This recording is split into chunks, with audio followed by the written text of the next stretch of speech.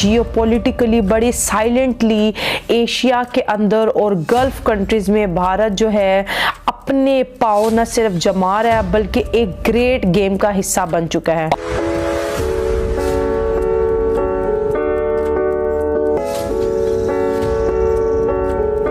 ये मोदी का भारत है, मोदी का नया चेहरा ये है। Prime minister Modi is like he's a smart guy, समझदार हैं बहुत ज़्यादा। पाकिस्तान आखिर इस्लामी ममालिक से या जीसीसी ममालिक के साथ अपने ताल्लुकात को मौसर क्यों नहीं कर सका और कर रहा है, जिसका भरपूर फायदा भारत अभी तक उठा रहा है। प्राइम मिनिस्टर मोदी जो है he is not just in Jordan, he is also traveling Oman। Prime minister Modi का जो एक कारपूल डिप्लोमेसी है वो आज ग्लोबली काफी ज्यादा दिखने को मिल रहा है।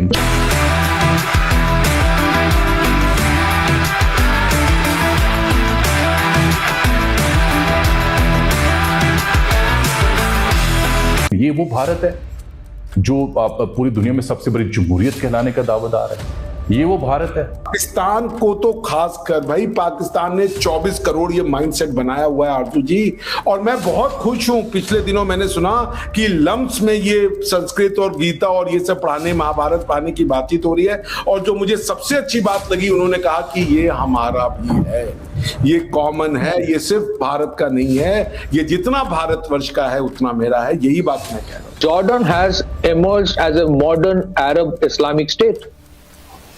वहां पे women have freedom, education is of high quality। Jordan के खुद के एक स्टार्टअप इकोसिस्टम है। एक तरफ मुहिम चली है कि मुसलमानों को कंटेन किया जाए, वेस्ट से निकाला जाए, वहां उनकी आबादी की जो आमद है, जो इमिग्रेशन है, उसको रोका जाए। इंडिया मुसलमान ममालिक से करीबी ताल्लुकात चाहता है। इंडिया मुसलमान ममालिक से करीबी ताल्लुकात चाहता है। Basically the more India gets closer with Oman, there is a tension in Pakistan. फिर वो 7 लाख के करीब इंडियंस हैं ओमान के अंदर।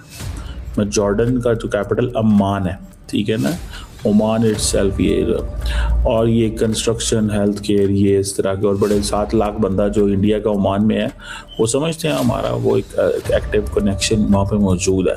तो इंडिया वहाँ पे बड़े योगा डे और बॉलीवुड एंड ऑल दैट वो सारा करता है।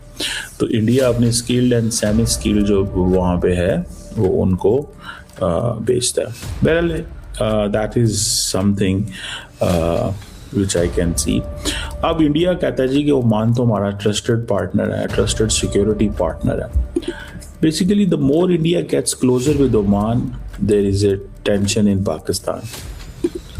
आपको पता है गवादर से ओमान जो है वो वैसे ही नज़र आता है, आधे घंटे की फ्लाइट कि 20 मिनट की।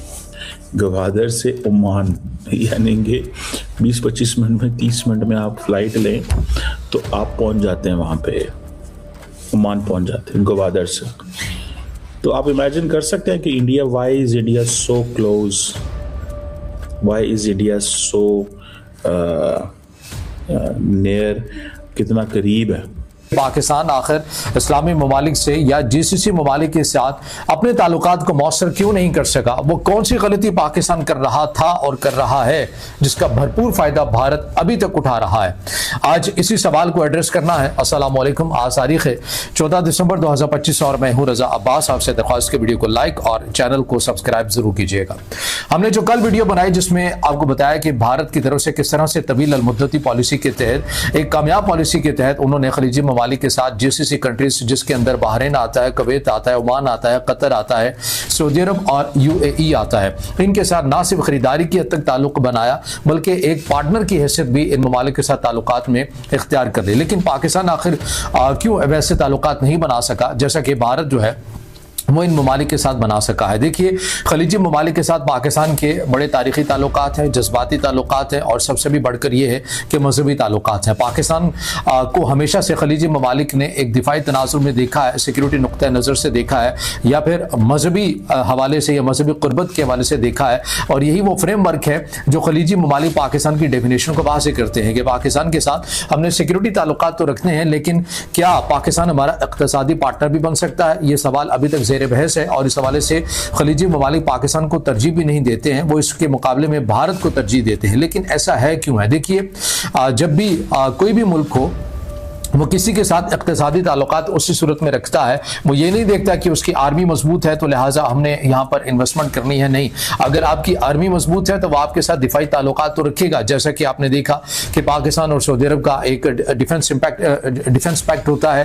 फिर UAE की बात करें, और पाकिस्तान ने मुतादिद खलीजी ममालिक की जो आर्मी है उनको ट्रेन किया है। खुफिया इंटेलिजेंस मालूमात की बुनियाद के ऊपर जो इन्फॉर्मेशन होती है उनका तबादला रहता है। अस्करी एग्रीमेंट मौजूद है, लेकिन इक़्तिसादी लिहाज से चीज़ें आपको नजर नहीं आती। तो उसकी वजह यह है कि जब भी किसी भी मुल्क ने पाकिस्तान के अंदर आना है तो वो देखना है, बिलखसूस चूंकि हम बात कर रहे हैं खलीजी ममालिक और पाकिस्तान के ताल्लुकात की, तो हम इसी हद तक महदूद रहते हैं और मिसालों से आपको ये बात समझाने की कोशिश करते हैं कि खलीजी ममालिक हमेशा से ये समझते हैं कि पाकिस्तान एक मजबूत अपना दिफा तो रखता है और उसके साथ हमें दिफाई ताल्लुकात ही रखने चाहिए। लेकिन क्या पाकिस्तान के साथ इक़्तिसादी ताल्लुकात भी रखने चाहिए?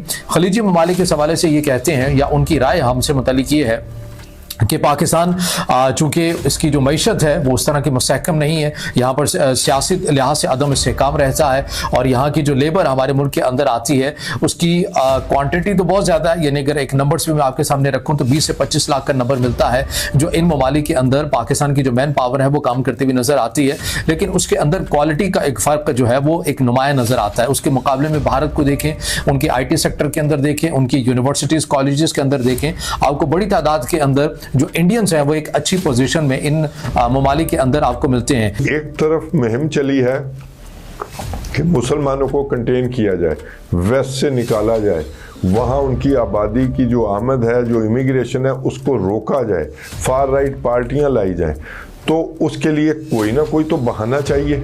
तो बहाना तो मिल गया है। अब आपको ISS की एक और बात बताऊं, वही ISS जो है अभी कुछ दिन पहले, 2 दिन पहले अमेरिकी फ़ौज पर भी हमलावर होती है। वहाँ पर उसी ISS जो कि अलकायदा से निकली और वहाँ अलकायदा की हुकूमत है, शाम में अलकायदा के लोगों की, उनके साथ मिलकर पहरा दे रही है। तो दाइश का जो जनाब 2 लोग हैं और वो न्यूली रिक्रूटर थे, वो उन पर हमला करके मेरा ख्याल 3 फौजी जो हैं वो उनके कत्ल कर देते हैं, या 2 फौजी और 1 ट्रांसलेटर को कत्ल कर देते हैं। एक तो शाम में अब रहने का बहाना पैदा हो गया। ये अमेरिकी फ़ौज शाम के कब्ज़ा शुदा इलाका जो है वो इजराइल से खाली करवाने नहीं आई, ये जहन में रहे। वो उनके साथ एक इत्तेहाद बनाने आई है ताकि एक और मुल्क हमारे काबू आ गया। मामला सिर्फ इतना है। एक ये बात हो गई। अब आप गज़ा में चलते हैं। जो ISS का वहाँ पर ग्रुप है, जो अबू शबाब ग्रुप कहलाता है, जिसका सरबराह कत्ल हुआ है, वो किसके साथ खड़ा है? इजराइल के साथ। आपको समझ आनी चाहिए और ऐसी रेडिकलाइजेशन से हमारे नौजवानों को बचना है। अगर आपको वीडियो पसंद आए तो चैनल को सब्सक्राइब करें और बेल आइकन को जरूर दबाएं ताकि आपको ऐसे ही लेटेस्ट वीडियो की नोटिफिकेशन मिलती रहे। Thank you for watching. मैं हूं विवेक। मिलते हैं नेक्स्ट वीडियो में। Stay updated and stay safe.